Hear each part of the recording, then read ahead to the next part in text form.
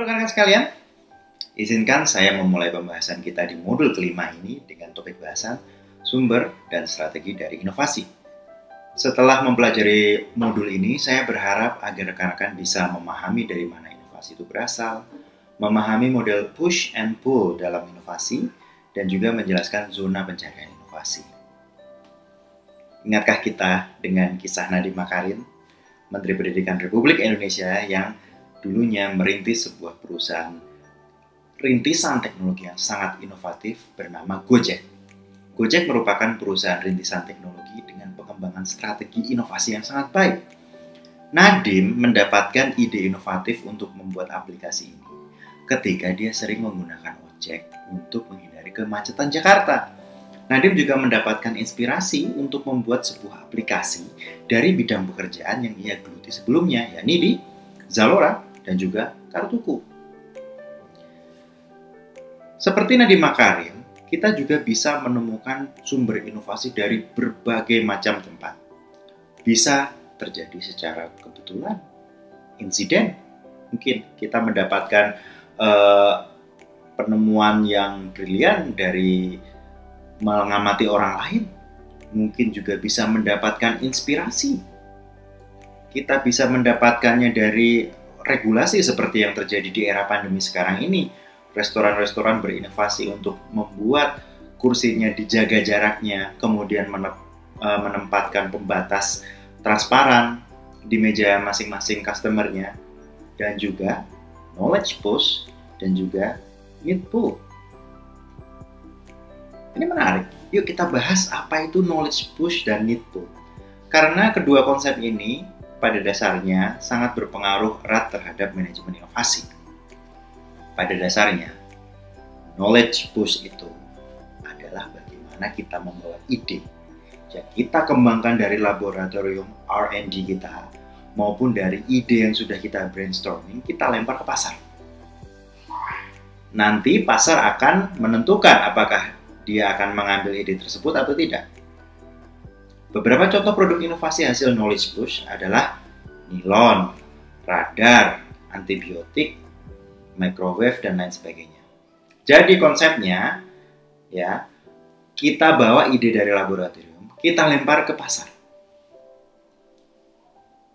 Kebalikannya adalah need pull. Kalau tadi ide kita buat di laboratorium, need pull adalah permintaan dari pasar, kebutuhan dari konsumen. Ya. Kebutuhan dari konsumen ini yang akan kita berikan. Kita bisa mengetahui, oh pasar ternyata membutuhkan solusi yang berkaitan dengan transportasi. Nadiem datang menyesuaikan dengan idenya, jadilah Gojek. Rekan-rekan sekalian, kita bisa menggunakan 5 pertanyaan sederhana untuk mencari peluang inovasi. Pertanyaan pertama adalah apa? Apa ya kira-kira yang bisa kita jadikan ide untuk berinovasi? Di mana kita bisa mengimplementasikan ide itu? Bagaimana cara kita mengimplementasikan idenya itu ya? Kemudian kepada siapa kita akan berkonsultasi atau siapa nanti orang-orang yang kita butuhkan untuk membuat ide ini menjadi nyata? Dan terakhir adalah kapan akan dilakukan? Rekan-rekan sekalian, marilah kita layangkan pandangan kita kepada satu framework yang disebut dengan peta ruang pencarian inovasi. Di peta ruang pencarian inovasi, ini akan mengarahkan rekan-rekan bagaimana caranya bertindak berdasarkan kondisi lingkungan yang ada dan juga bentuk inovasi yang ada.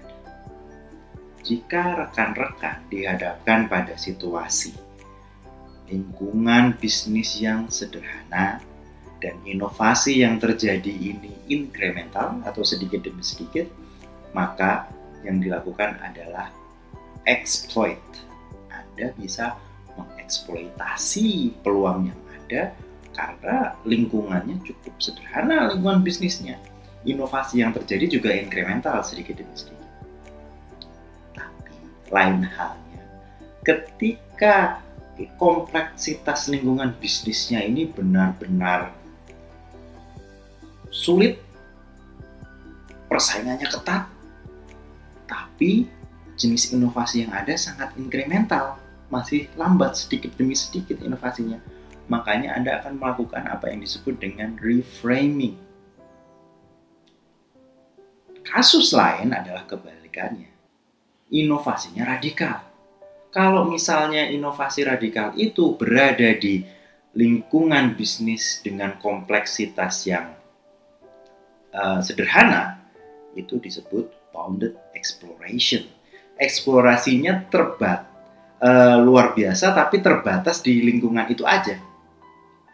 Lain halnya ketika kondisi lingkungan bisnisnya ini sangat kompleks dan Anda membuat inovasi yang radikal, maka itu disebut dengan co-evolve. Kita harus berevolusi lagi, membentuk ide inovasi baru di lingkungan yang baru pula. Sehingga dapat disimpulkan, rekan-rekan, individu dan organisasi perlu pendekatan strategis untuk mencari peluang inovasi dalam menghadapi lingkungan yang penuh dengan sumber-sumber inovasi potensial. Dalam peluang inovasi ini, dimunculkan juga kegiatan eksploitasi dan eksplorasi yang dapat membuka ruang inovasi di bidang baru. Reframing atau membikin ulang inovasi membutuhkan pola pikir yang berbeda, cara yang baru untuk menemukan peluang yang ada dan seringkali dilakukan oleh perusahaan startup. Kemampuan untuk menyerap pengetahuan baru ini merupakan faktor kunci dalam pengembangan manajemen inovasi. Pada dasarnya adalah tentang belajar untuk belajar. Bagaimana kita bisa memahami perubahan-perubahan yang kita lakukan. Baik, kalau begitu saya ucapkan terima kasih. Saya akan akhiri sesi perkuliahan kita di modul 5 ini. Saya sangat menyarankan rekan-rekan untuk mengerjakan latihan soal yang ada di modul ini untuk memperdalam pengetahuan rekan-rekan mengenai materi yang diajarkan. Kita akan bertemu lagi di modul 6 untuk belajar lebih jauh mengenai jaringan inovasi. Terima kasih, sampai jumpa.